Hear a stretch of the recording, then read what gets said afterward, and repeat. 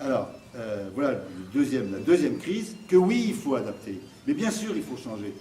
Mon propre service, il va disparaître dans un département d'endocrinologie, avec les collègues qui travaillent sur l'obésité, d'autres sur les lipides. Bon, et c'est cohérent. Et je vous dis, le jour où on n'a plus besoin de se piquer à l'insuline, c'en est fini d'une spécialité qui s'appelle la diabétologie, qui existe depuis un siècle. Bon, je vous ai donné l'exemple du sida, et tout ça change.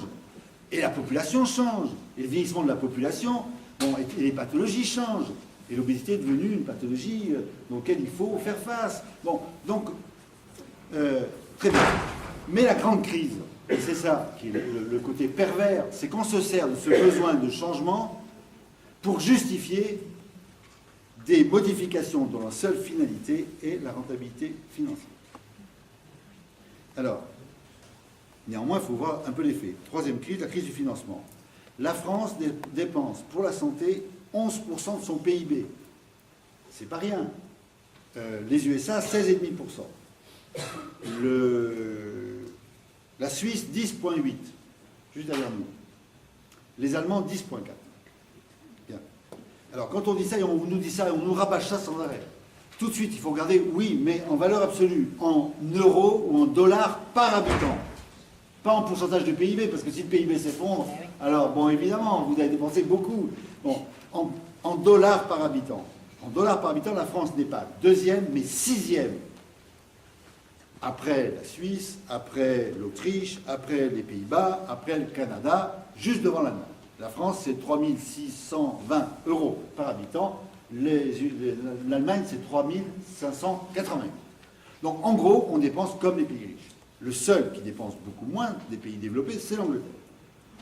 Parce qu'elle a un système rationné historiquement qui pose de nombreux problèmes, et dans lequel d'ailleurs le gouvernement Blair a été obligé de mettre beaucoup d'argent et d'embaucher pour essayer de rattraper le retard. Bon. Alors, la part des hôpitaux là-dedans, et contrairement aussi à ce qu'on dit, hein, a été de 50% en 1995, en 2006, elle n'était plus que de 44%. Elle diminue. La part des hôpitaux diminue. La part des médicaments et des traitements augmente. Quand on parle de la part des hôpitaux, d'ailleurs, on ne parle pas des médicaments dans les hôpitaux. Ce qui fait que quand après on parle des médicaments, on a oublié le coût des médicaments dans les hôpitaux.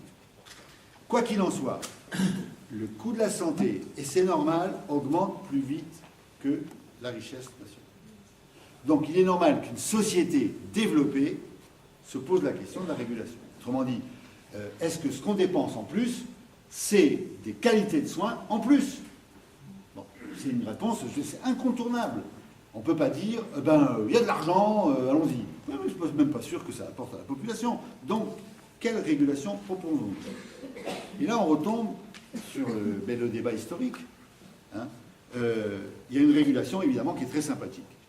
C'est les professionnels sont des gens merveilleux, ils ne font que le juste soin au juste coût, juste ce qu'il faut au moins cher.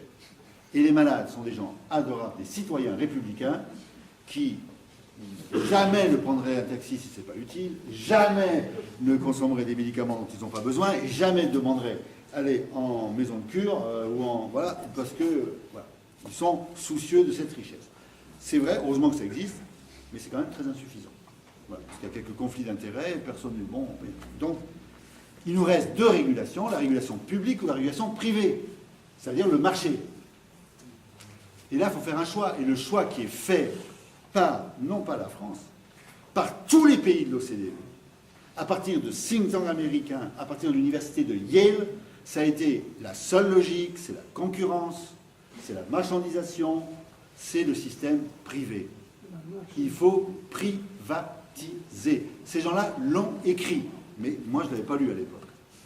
Alors, je ne sais pas si je vous l'apprends, mais à Berlin, on a vendu des hôpitaux publics au privé.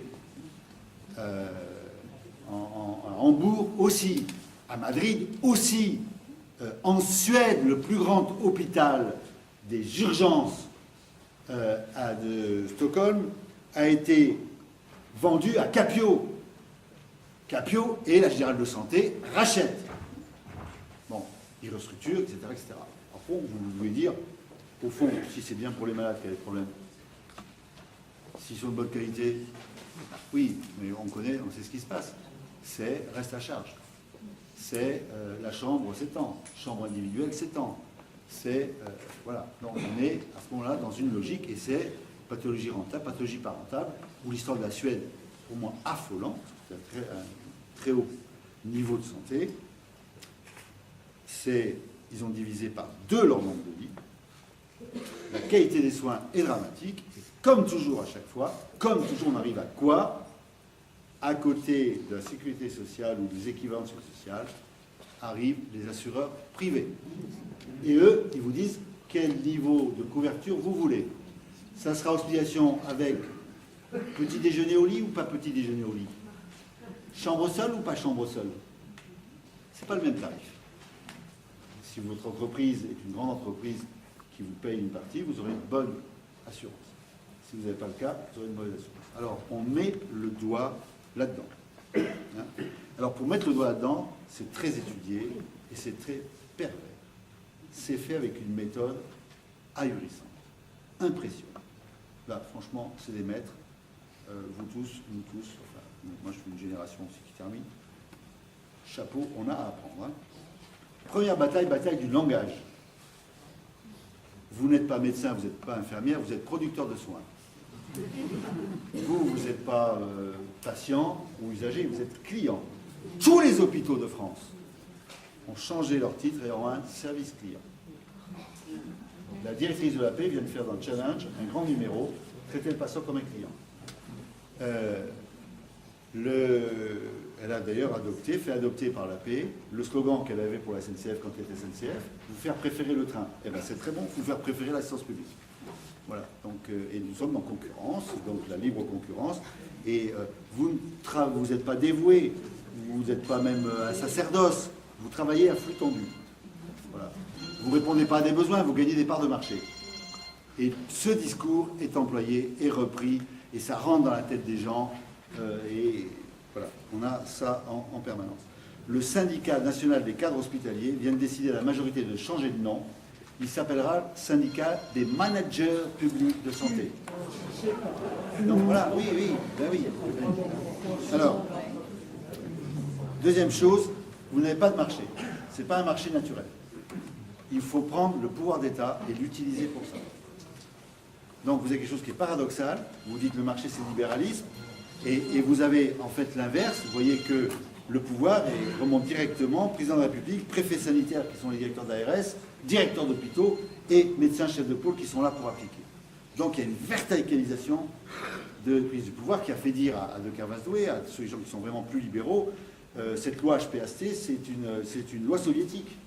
Donc on n'y comprend rien, on dit loi soviétique. Oui, il veut dire par là qu'il y a une bureaucratie qui impose ses règles.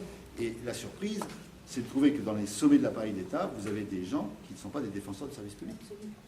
Vous allez à la sécurité sociale, vous vous dites à la sécurité sociale, ils vont défendre la sécu, pas du tout. Ils disent, nous sommes un assureur. Ce monsieur n'est pas notre client. Ah, nous ne payons pas, il n'est pas un client. Et bien, nous, on a un devoir de soigner, il a fait un malaise devant la porte de l'hôpital. Ah, mais oui, il n'est pas client à notre assurance. Et bien, je crois que c'est la sécurité sociale. Donc, là, vous découvrez vous commencez à dire bah, qu'est-ce qui se passe dans le pays, quoi. Hein. Alors, ensuite, vous dites, vous supprimez de la loi le mot service public hospitalier. Il n'y a plus que des établissements de santé, quel que soit leur statut. Hein. Et puis ensuite, vous avez un moyen formidable, il n'y a pas de prix de marché.